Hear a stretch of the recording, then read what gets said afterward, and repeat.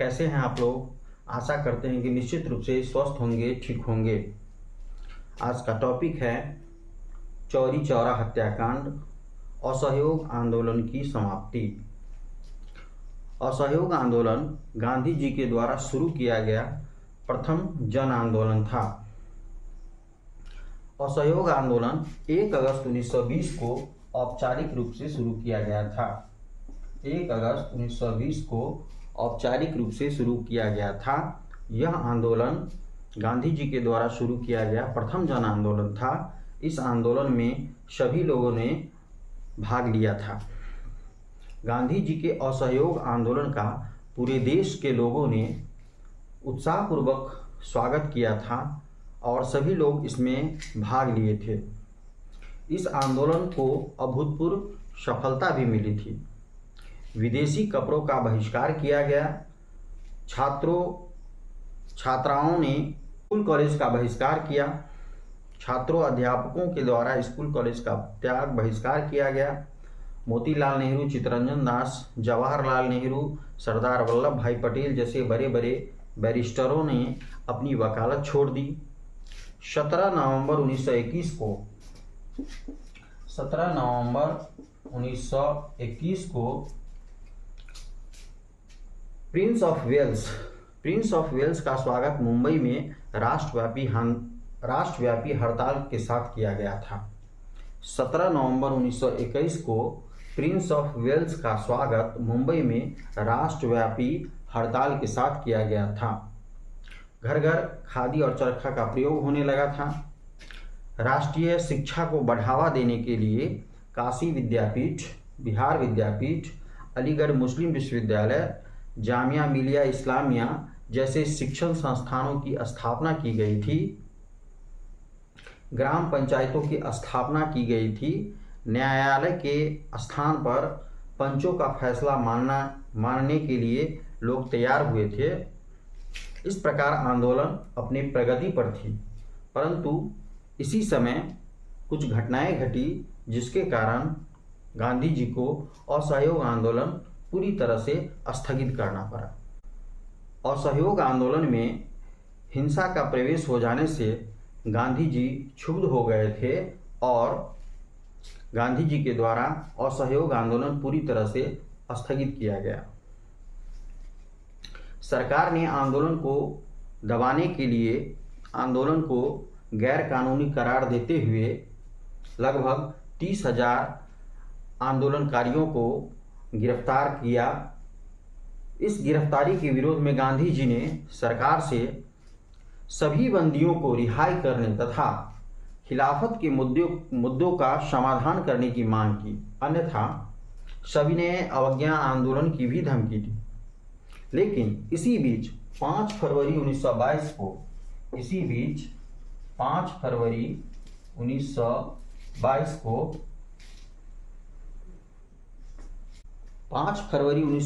को उत्तर प्रदेश के गोरखपुर जिला आधुनिक देवरिया के चौरी चौरा नामक स्थान पर पुलिस ने अहिंसक प्रदर्शनकारियों पर गोली चलाई, जिससे भीड़ उग्र हो गया, हिंसक हो गया। पुलिस अपनी जान बचाने के लिए थाने में शरण ले लिया, लेकिन उग्र भीड़ पूरे थाने को आग के हवाले कर दी, जिससे 22 पुलिसकर्मी जिंदा जल गए। इसी घटना को चौरी चौरा हत्याकांड कहते हैं।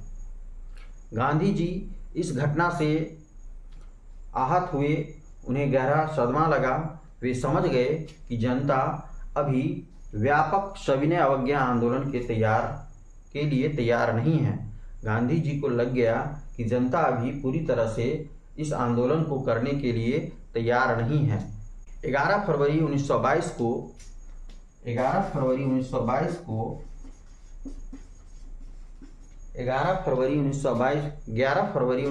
को तत्काल आंदोलन बंद करने की घोषणा की, जिसे 12 फरवरी 1922 को कांग्रेस कार्य समिति ने गांधी जी के निर्णय को स्वीकार कर लिया और आंदोलन पूरी तरह से स्थगित हो गया।